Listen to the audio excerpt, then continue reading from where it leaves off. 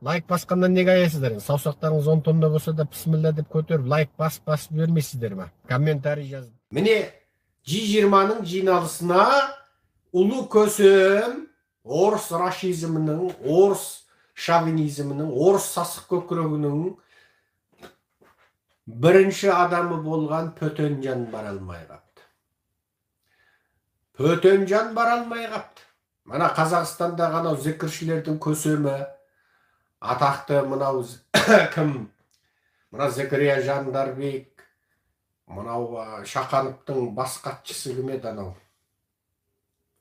Құдияр Біләл, Абзал Құспан, Сәуле Абылдақан, Санжар Керімбай дегендердің әулиесі құдайы болған, баяғыда ах деп бүйтіп басын екі жаққа салып зікір салатын зікірлердің мына көсемі кім деген? Сметолла Мақсум деген қазақ бар. Сол Путинжан дейді. Тағы бір қазақстандық бір зікірші не дейді? Путинді Мақтиға теңейді. Мақти не? Олардың ұғымы бойынша заман ақыр болғанда жер астынан шығатын, адамзатты құтқаратын адам екенміш. Енді бұл тұтас исламда солай қарай ма? Тек солардың діни ағымында солай қарай ма? Менің енді ислами білімім тым терең болмағаннан кейін мен айта алмадым бұл Мақти туралы. Енді бір кезде бір кісілер айтатын, көктен Иса түседі, жерден Мақти шығады. Бұл бір шиғалықтардың сөзі ма, шииттердің? Жоқ, шынында тұтас ислам бойынша солай айта ма, мен білмеймін, бұл туралы айтпаймын. Бірақ алар Путинді Мақти деді, міне. Путинді Мақти деді. Мақти деген, жаңа айттым, тұтас ислам бойынша ма, жоқ бір ағымдар бойынша ма, білмеймін. Мақти деген бір ұғым бойынша ол құтқарушы, бүкіл адамзатты құтқарушы. Сол жаңа Путинжан дегендер сол Путинді құтқарушы. Сол аталмыш құтқарушы Пөтенжан Делиге бара алмай қалды, жаңа Делиге. Индияда болған G20-ның жиналысына бара алмай қалды. Масқара. Бұл міне 45 жылдан бері адамзат бүкіл жер бетінде жаңағындай жиналыс ашып, ірі мәселелер, экологиялық мәселелер, халықаралық мәселелер, өңірлік мәселелер, міне мемлекеттер ара қатынас, немесе мүлде басқа жерде болып жатқан қандай да бір соғыстар туралы мәселені талқылайтында ірі елдің басшылары әдетте ондай жиналыстар ұйымдастырылғанда барады.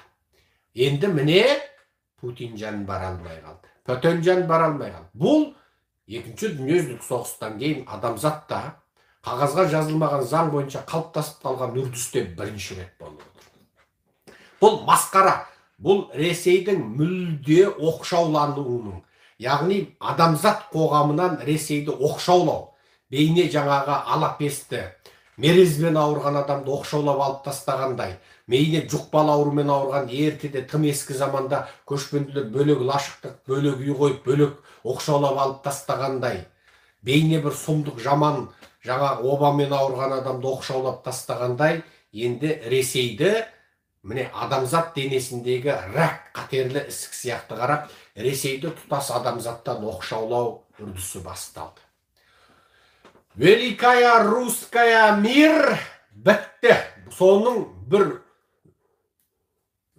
белгісі міне Пөтенжанның G20-ның жиналысына бара алмау. Ол анау жаңағы БРИКС бизнес форум, БРИКС деген Бразилия, Иран, Russia дегендегі Сида жаңағы Чайна, Саус Африка, БРИКС деген сол осы мемлекеттердің аттарынан құралған. Яғни бұл даму үстіндегі, әлі дамып қойған емес, даму үстіндегі ресурстары бай, жансаны көп елдердің өзара басқасу. Бұл БРИКС анау үлкен жетілік, яғни дүние жүзіндегі ең дамыған, ең қуатты, технологиясы дамыған, әскери күш қуаты, экономикасы бүкіл адамзатқа ықпал ететін үлкен жетіліктің жиналысына Пөтенжан кіре алмайды. Енді мына дамып қойған G7 емес, дамып келе жатқан, дамудың үстіндегі БРИКСке бара алмайды. Енді содан жарайды, енді жаңағы БРИКС өзінше G7-ге параллель бір жиналыс болған болса, ана өңкей кілең бай, ығаймен сығай, мықты күшті қуатты армиясы бар, ақшасы бар, байлығы бар, G7-ге бете бара алмай, іштері күйіп, қызғанып әттеген ая, мыналар тойға мені шақырмаған ая деген кезде БРИКС ұйымдастырып алды, оған да бара алмай қалды. Енді содан жарайды енді. Мына BRICS пен G7-нің қосындысы сияқты, мына дамығаны да бар, дамып үстіндегісі де бар. Үлкен жетілік дегенді сәл кеңітіп, үлкен 20-лық болайық дегенді ойлап тапты. Үлкен 20-лық. Бұл үлкен 20-лықтың ішінде жаңа үлкен жетілік бар. Енді соған кім барады? Байден барады. Қалтылдақ шал барады. Қалтылдақ шал ол оңай шал емес. Қалтылдақ шалды тубасында біз онша мойындан қырамайтынбыз. Бірақ қалтылдақ шалды мына Украинаны қолдаған кезден бастап қалтылдақ шалды көрсем сүйіп алатындай болдым. Бұл шалың сол қалт-құлт етіп ұшаққа шығарда бір жаңағы сүрініп құлап, ұшақтан түсіп келе жатып бір домалап құлап кетіп жүріп, бұл мына орысты, біздің ата жау орысты міне сөздің шыны кеңірдектен қылқындырып, міне көрдің аузына апарып қалды. Міне орысты бауыздап, міне қанын сарқып жатыр. Мына орыстың әлі қаны толық сарқылған жоқ. Көп жұрт айтады, ойбай Қытай құлайды деп едің, орыс құлайды деп едің, қашан дейді. Ұйықтаңыз, құлаған кезде оятам деп қоямын да мен. Ұйықтаңыз, жастықты биік қоям, ұйықтаңыз. Бұл оңай емес бұл. Бұл сен жаңағы дәу бір түйені жаңағы, дәу бір түйені жұдырығыңмен бір қойып түйені құлатасың, ондай күш кімде бар? Ондай Қажымұқаннан басқа, дәу бір атты, дәу бір жылқыны мысалы, соны саусағыңмен шертіп құлатасың ба? Жоқ.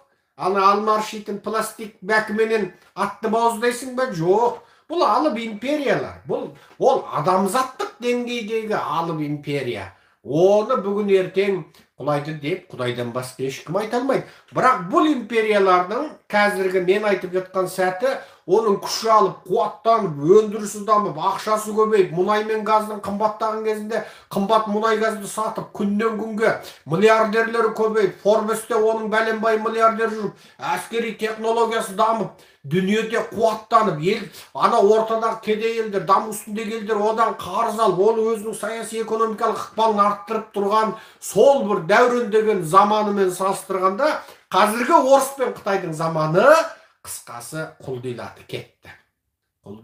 кетті. Бұл әрине жағымды жаңалық. Бұл жауыз империялардың күннен күнге қаржылық жақтан қыспаққа қалу. Ресейдің міне бүкіл адамзаттық саяси жиналысқа бара алмай қалуы Путиннің. Бұл үлкен жаңалық. Ол Путин мысалы 90-шы жылдардың соңында, 2000 жылдарда, 2005-те, 2010-да, 2015-те ол өтпеді, ол баратын.